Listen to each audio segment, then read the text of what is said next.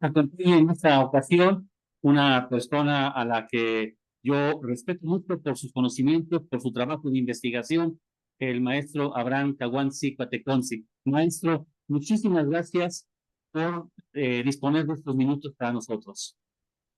No, más bien el honor yo creo que es mío que me haya contemplado en su programa, pues para difundir un poco de las tradiciones, sobre todo de carnaval aquí en el municipio de Contla de Juancoamatzi.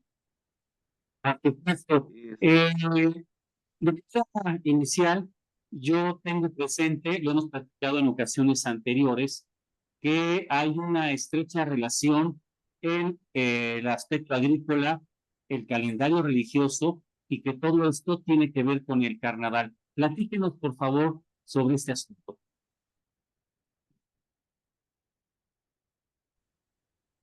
bueno, Adelante, pues por favor. antes que todo, quiero iniciar una advertencia, como tal lo dijo alguna vez Alfredo López Austin cuando una conferencia. eh, ¿Y por qué de hipótesis? Porque nosotros partimos en ciencias sociales como la antropología, la etnología, la sociología, la economía, la historia, que es mi área, pues de hipótesis. Y en la medida en que vamos recorriendo el camino de la investigación, puede que se fortalezca la investigación o puede que lamentablemente quede desechada por la aparición Ya, de evidencias que uno como investigador lo puede obtener o otros investigadores lo pueden obtener y nos echa para atrás toda nuestra investigación, ¿no? Hay que siempre estar abiertos a esa situación por supuesto. y partiendo de esta idea, pues bueno, yo parto de hipótesis y parto de las evidencias que voy encontrando. Amén de que todavía tengo suerte que en el momento otros investigadores no han encontrado otras evidencias que sumen para atrás una investigación ya empecé en el 2010, casi 14 años ya de investigación, ¿no? Sí, sí, sí, sí. Eh, Mire, yo empiezo a investigar el carnaval no de Contla, sino de Santa Cruz, propiamente en el año 2011, Ok, 2012. Y yo inicio en una población de Santa Cruz que antañamente, ahí tengo la duda, porque mapas de principios del siglo XX, esta población ya aparece integrada en Santa Cruz, Tlaxcala, que es Guadalupe Tlaxco, pero me narran que antañamente pertenecía al municipio de Contla. Bueno, sí. ese es otro tema, que no va al caso ahorita. Lo cierto es que allí descubro gente muy mayor para el 2011, arriba de el objetivo era encontrar gente de 60 años, yo encontrar gente arriba de 80 años. Incluso por ahí encontré una persona de promedio 100 años de nombre Santos Cocoletzi. Y cuando yo les pregunto,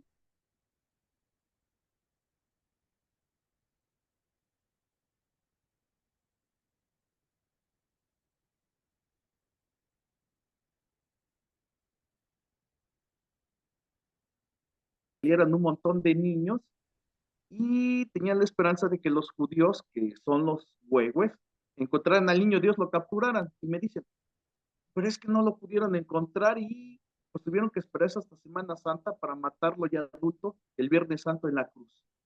Y entonces lo primero que me llama la atención, porque yo conozco el argumento de la burla al europeo, pero bueno, estaba hablando de hace ya promedio 13 años, aunque la investigación lo inicié en el 2010, pero esas evidencias orales, que es parte de la historia oral, pues las empiezo a recopilar hasta el 2014, porque en el archivo no encuentro documentación abundante, sí Ya. lo hay sobre el carnaval, pero no especifica que danzaban, cómo se vestían. Es muy somera la información, ¿no? Entonces yo decido cambiar de método a la historia oral. Pues en un primer momento, pues no entendía qué significaba todo esto, ¿no? Dije, Sí, bueno, ¿qué pasó? Y bueno, ¿por qué entonces hay otra versión? Con el tiempo me doy cuenta que esa versión en realidad es mucho más vieja que la versión de la burla del europeo, al menos en el caso del municipio de Santa Cruz, y que después me di cuenta que existe una región que yo denominé Contlamacat Santa Cruz. Son dos poblaciones que desde la época virreinal Bueno, han marchado juntos, por ahí hay un documento de cuando un gobernador español de Tlaxcala pues, quería desaparecer a los indígenas de Contla y de Santa Cruz porque no querían pagar impuestos, ¿no? Hay que recordar que Amajat no es una población de origen prehispánica, es una fundación ya virreinal que en el siglo XVI perteneció primeramente a Contla y para el resto de la época virreinal y parte del siglo XIX pues ya pertenece a Santa Cruz Tlaxcala hasta que logra su constitución como municipio autónomo. Pero al final del día hay una integración cultural en estos tres municipios. Eh, Decido investigar y me doy cuenta que a lo largo y ancho, tanto del país como de Centroamérica, hay un concepto desde la academia ya investigado más o menos desde principios de los 90 hasta el momento, que es el concepto del niño Dios maíz. ¿Qué es este concepto? Eh,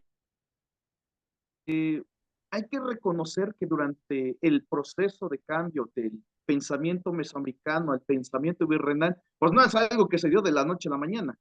Es algo que tardó no 1 o 2 décadas, tardó por lo menos de 150 a 200 años. Y hablamos del altiplano mexicano, porque si visitamos todavía zonas de Hidalgo, Centroamérica, pues pareciera ser que el pensamiento mesoamericano sigue muy vivo.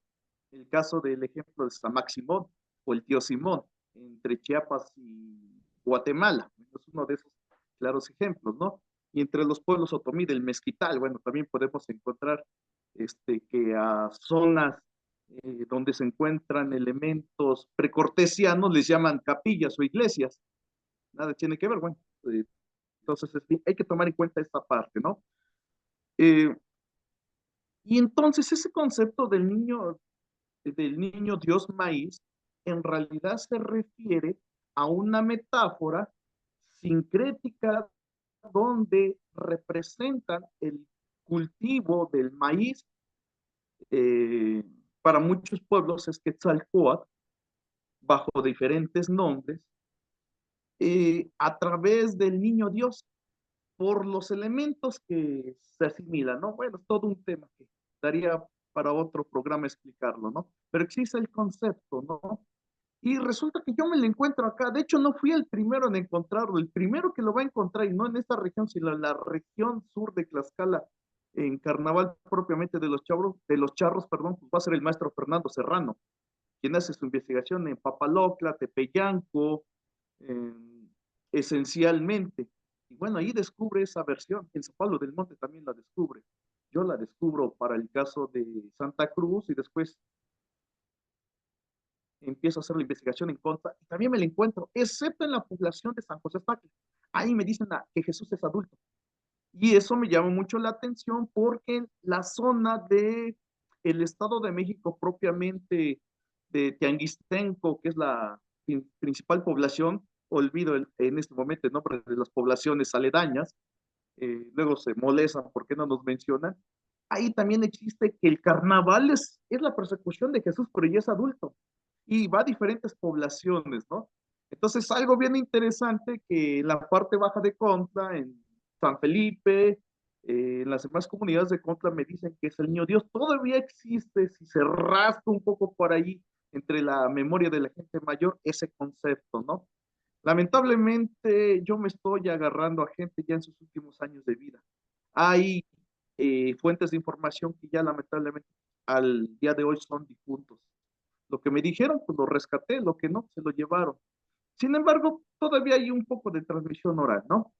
Ok, entonces me llama la atención porque lo primero que descubro es una relación entre Carnaval y Semana Santa como si fuera exactamente una tradición, solamente en dos diferentes momentos que tienen que ver con Jesús. Pues entonces, por ahí en 2016, decido investigar la Semana Santa en contra. Y es interesante lo que voy a encontrar. Mire, para hacer rápido y ya y concretando eso, porque el tiempo se va como va entre las manos, había una tradición que lamentablemente se perdió cuando aparecieron las máscaras de madera, que es una innovación dentro del carnaval, que aparece por ahí de mediados de la década de los 40 en el taller de la familia Reyes en Tlatempa. O sea, es una innovación, a fin de cuentas, ¿no? se utilizaba otra máscara que aún se sigue utilizando, por ejemplo, uno si va a Zacatelco, a Xicotzingo y a otras poblaciones aledañas, la máscara de baqueta de piel, o también conocido acá como panza de burro. Se utiliza todavía en los carnavales nororientales de Tlaxcala, en Toluca de Guadalupe y en Ixtacamastitlán, toda esa zona. Las máscaras no reflejan ningún rasgo étnico, tal y como en algún momento. El primero que en realidad estudia todo esto es Fernando Serrano. Yo, de hecho, estoy retomando información de él, pero buscando evidencias, pero para la región que yo denomino Contlamahat Santa Cruz. Y entonces tomo prestado, de hecho, sus ideas y conceptos y veo que se asimila y que no. Y es interesante porque muchas cosas se van alineando, al menos mi investigación con la investigación no solamente de Fernando, de Arturo Montero, tiene una investigación maravillosa que se llama Una contra lentejuela, cómo van evolucionando las capas de los charros de carnaval en la zona sur de Tlaxcala. Bueno, entre otras investigaciones más profundas, ¿no? Que también están por ahí. Y resulta que había un ritual donde el martes de carnaval, porque antes se lanzaba solo 3 días, quien dirige la camada se llama capitán. Y bueno, he encontrado una evidencia en Xicocotitlán, en el estado de Puebla. Hay una historia oral bien interesante, cómo ellos oralmente narran que sus descendientes son tlaxcaltecas. Y a sus grupos de huehues, que son huehues también, el que lo dirige le llama capitán y dicen que representa a Hernán Cortés. Bueno, es una hipótesis que apenas estoy explorando. Es muy complejo todo esto, no es nada sencillo, ¿no? Pero el chiste es que agarraba el capitán, su máscara, hecha de baqueta, y la azotaba en el suelo y decía, aquí se murió el carnaval, aquí se remata el carnaval. Y o sea, no había un momento como específico, era alternar las cuadrillas, quizás con unas cubas de más ahí en la cabeza, pero el momento que el capitán agarraba la careta y la azotaba, aquí se muere el carnaval, aquí se remata el carnaval, todos los danzantes tenían que azotar su máscara de baqueta. Cuando yo pregunto a alguien que me dijo este ritual, bueno, ¿y qué pasó? Dice, oye, esta máscara tú la azotas, ya no se repara, y si lo reparas, ¿cuánto te va a salir? O mejor una nueva. No, pues acabó la tradición de azotar la máscara. Se azotaba la máscara. Ahora, frente a las escalinatas de la parroquia de San Bernardino en Contla, los huevos se juntaban a llorar. Lloraban. No he encontrado el simbolismo de por qué lloraban. O sea, no me atrevo a decir qué significa eso.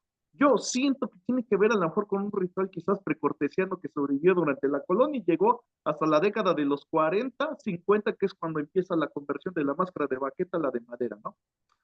Bueno, pues lloraban y ahora los huevos tenían otra obligación, volverse alabarderos, es decir, los que representan los soldados romanos durante la Semana Santa.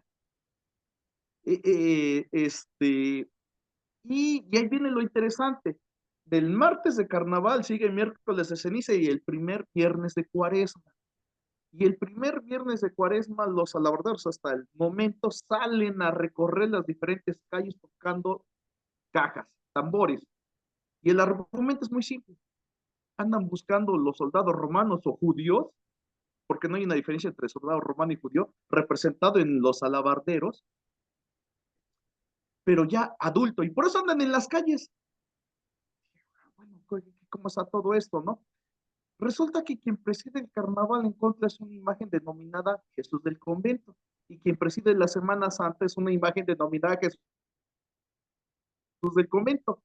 Se perdió un ritual. El domingo bajaban la imagen de Jesús del Convento, la exponían para el lunes temprano. En la madrugada los huevos tenían que entrar de rodillas, guiados por su fiscal, orando para pedir permiso para danzar el carnaval. Se perdió lamentablemente ese ritual. Pero sigue existiendo el ritual desde el martes de carnaval, cuando termina el desfile, las camadas aún suben a la iglesia. A veces nada más es el capitán con una comitiva, toda la camada, y van a ofrecer un ramo de flores y una cera por el carnaval que se realizó, pero también para pedir permiso que se bailó el carnaval. En Semana Santa, los únicos antañamente que podían tocar la imagen de Jesús del Convento desde el martes de Semana Santa hasta el Viernes Santo en la procesión de Tres Caídas eran exclusivamente los alabarderos, que curiosamente hoy en día muchos chicos que son huehues se vuelven alabarderos. Pero antes era una obligación hacer eso.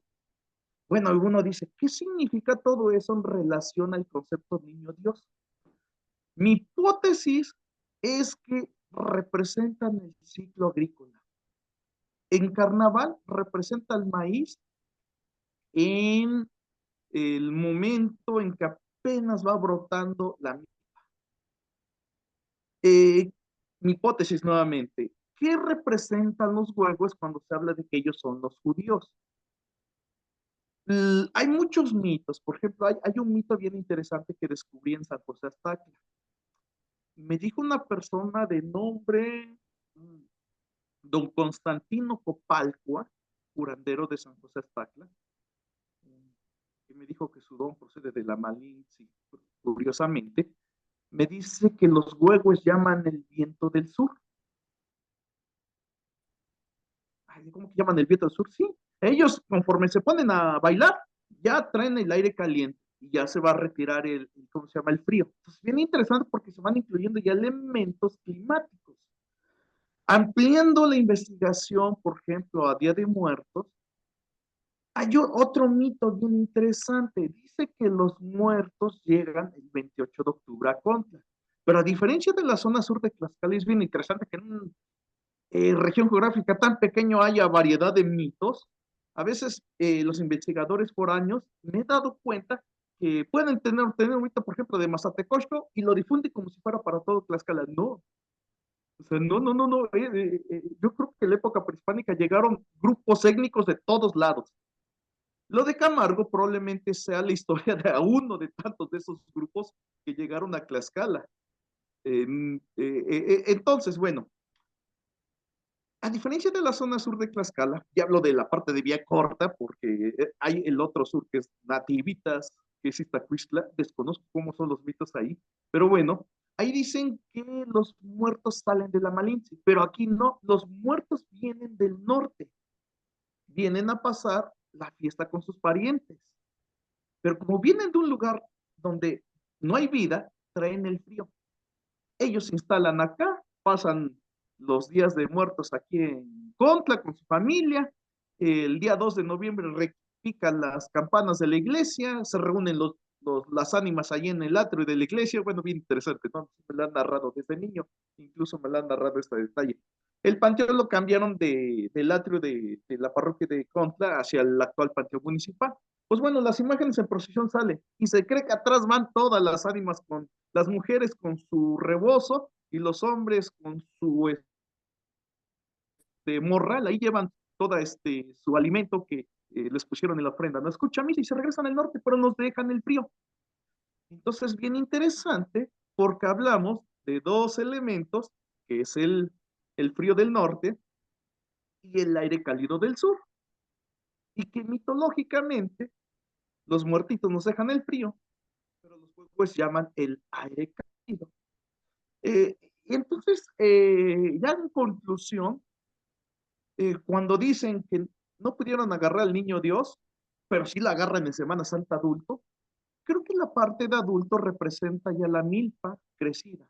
Y los huevos representan el contratiempo, el granizo, los fuertes vientos, que hay que cuidar la milpa porque lo puede destrozar. O sea, buena parte del ciclo agrícola con un contratiempo destroza completamente las milpas.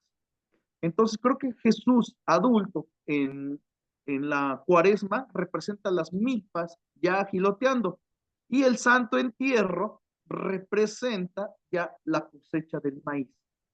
O sea, de la muerte nace la vida. La milpa se vuelve chinamita y se muere. Se abre en la pizca, se obtiene la mazorca, ya todo está muerta la planta, pero hay vida en el maíz y se puede regenerar ese ciclo agrícola que empieza con un ritual que es el 2 de la Candelaria, que aquí es súper importantísimo porque se llevan a bendecir el maíz para reiniciar el ciclo agrícola. Creo que el tiempo ya no nos da para más. Eh,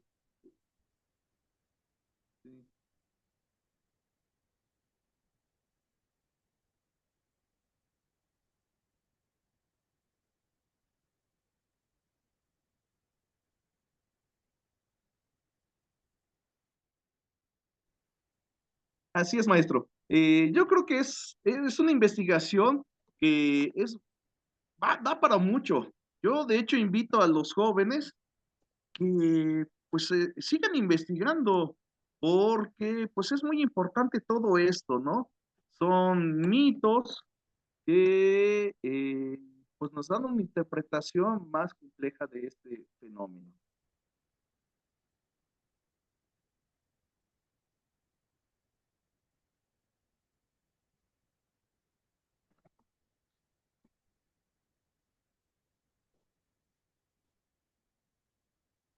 Sí, maestro.